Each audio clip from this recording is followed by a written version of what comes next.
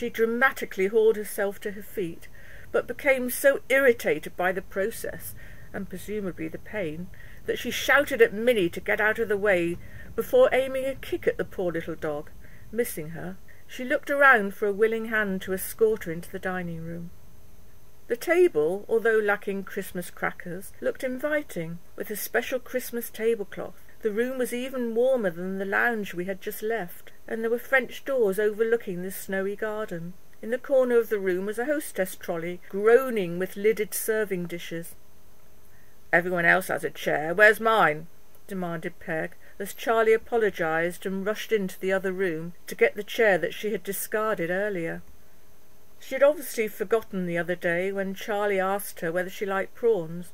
She had answered an emphatic "No," but then she said she'd never tasted them, and anyway she couldn't taste. We had a very nice prawn cocktail, and sitting opposite Peg I was amused at the way she stabbed at the prawns. We all congratulated Stuart on his starter, all except Peg, that is, who managed to eat it but had fallen silent. She liked the table mats. "Aren't they canny?" "Some wine?" "Ugh, no thanks." I was unprepared for the hideous gurn that overtook her face when Charlie came in with the turkey. Their family had obviously come from a different culture to Peg's household, where the limbs of the bird are more prized than the white meat. He offered Peg a huge glistening bronzed leg, and she nearly exploded with disgust and rage. "What the bloody hell was that? Ugh, horrible! You know I only eat white." When someone said it's the leg, she said, "Never! Well, I've never seen a turkey leg like that. It can't be." I have to say that it did have some resemblance to a dinosaur's leg, but nevertheless I diverted James' leg to my plate, while Charlie and Stuart both had limbs to gnaw on. With a "I never eat much at dinner time," she didn't wait for anyone else and made a start, immediately spitting out something and picking it up to examine it minutely. Her voice rose to a crescendo. "What the hell's this, Charlie? It's a bone! You know I can't stand bones! Ugh!" And she pressed it into his hand. "Why the hell did you give me this?" She put her hand over her mouth and wiped it as though she'd been given crushed glass to eat. Charlie thought it was gristle, so she snatched it off him and gave it to Stuart for him to corroborate her story, and he continued to hold the piece of gristle as she then went off on one, just like that lunch all those years previously.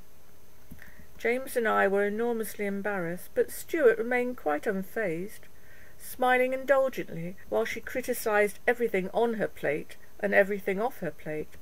The vegetables kept on coming, but Peg declined most of them, saving more grimaces for the sweet potato.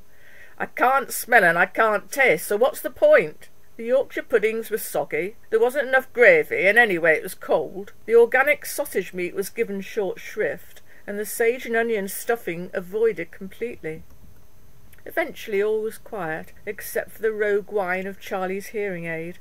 Then, in between delicate mouthfuls, she made a graphic display of moving back in her chair, and then waiting to be asked what was wrong.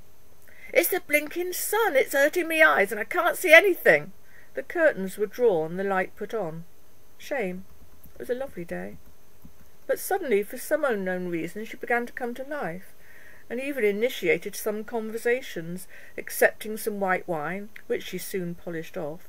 She could be like an ordinary person at times, even funny when she wants to be, but this was interspersed with a sprinkling of criticism. "Don't you cook them in a funny way? I don't do mine like that. They taste much better when you—" Then there was a loud shriek, and her face transfixed with rage. She launched herself at Charlie, just stopping herself from hitting him. A reflex action, I guess. He had touched a bad toe with his foot, and she was screaming at him like a banshee. "Christ, that bloody hurt, Charlie! Why do you keep putting your foot there? Stop doing it now!" Stuart, unperturbed, gnawed on his dinosaur thigh. I think he was still holding that piece of gristle. She picked at some white turkey meat and fed it to Minnie, a peace offering perhaps. She accelerated the process, and anything on the serving dish that wasn't pure snowy white found its way onto the floor. Time for the Christmas pudding to make its flaming entrance. Stuart held it aloft with a degree of pride, but as soon as he got a few steps into the dining room, the blue flame died. He said, "Oh, damn," and we said, "Oh, what a shame," while Peg looked at us with a quizzical expression. "Why are you doing that?" Maybe she's never seen or heard of this tradition. I made a joke about it being an individual portion, and where's the rest, to which she laughed inappropriately loudly. The double cream had separated. "What's that?" she cried. Poor Charlie made an attempt to stir it, but it still came out in a thin stream onto her pudding. He passed it to her, and she screamed at him that it was bad enough not being able to taste anything, but to be given runny cream. "You know I hate runny stuff like this." She angrily pushed the bowl away. "I don't want it. There's no way I can eat that. I like real cream. Haven't you got any of that lovely stuff in a can that you squeeze?" Harry loved it on his ice cream. Charlie disappeared into the kitchen and managed to find some real cream, which she seized greedily, spraying a hefty 4-inch layer on top of her pudding. We all waited patiently while Charlie resumed serving the rest of the Christmas pudding, which was very nice and came from Lidl.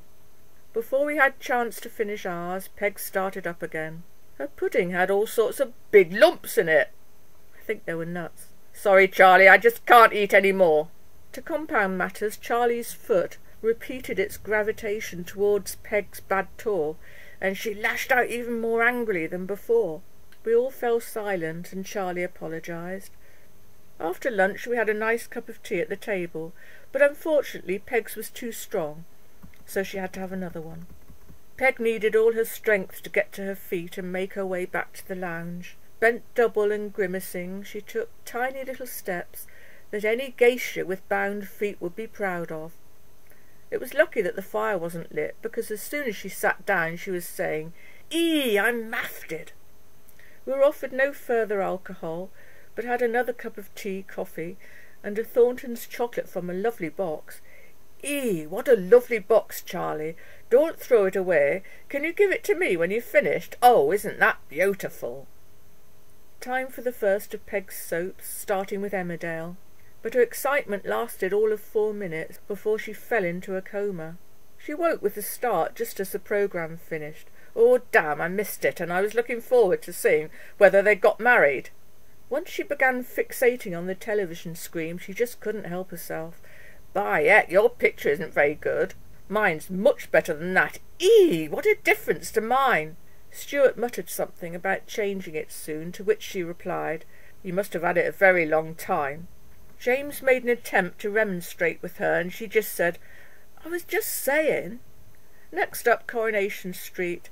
Stuart unfortunately was a soap virgin, so in between times Peg kept up a narrative so he wouldn't feel left out. But her grasp of the storyline wasn't as accurate as it might have been, and she continued with this animated monologue through to the 2nd episode of Emmerdale. But by then Charlie was asleep, and James, Stuart and I were flagging.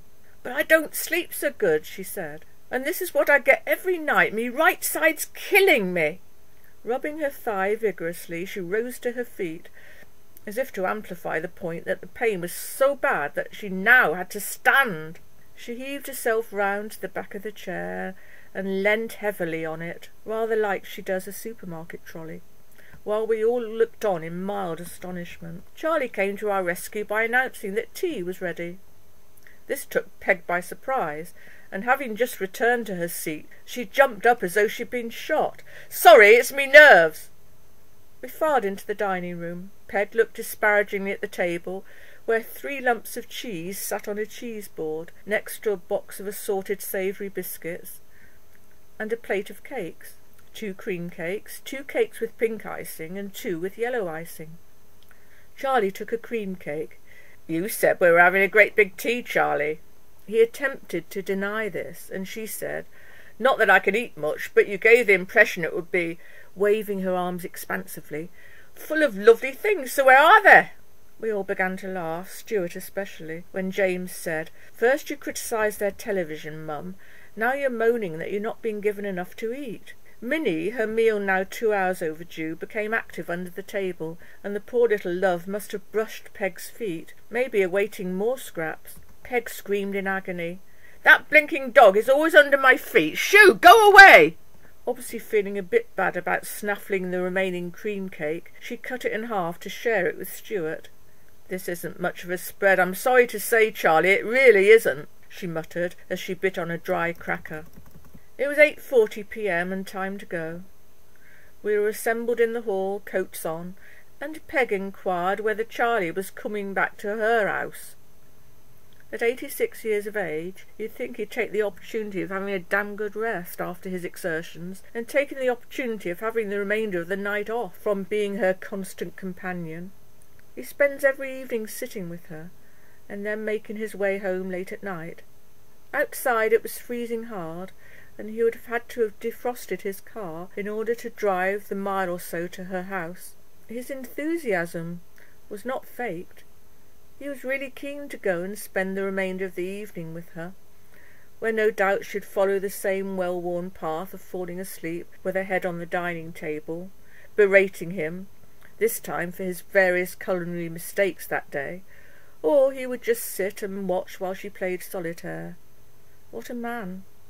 Having said that, maybe he's been a little too indulgent with her over the years, but there really is no excuse for bad manners, is there? Unusually, in the 2 days since, Peg hasn't pronounced at all about what she thought of the meal, or our Christmas Day in general, and the only thing I've heard her say is, "By heck, that Stuart's a canny lad."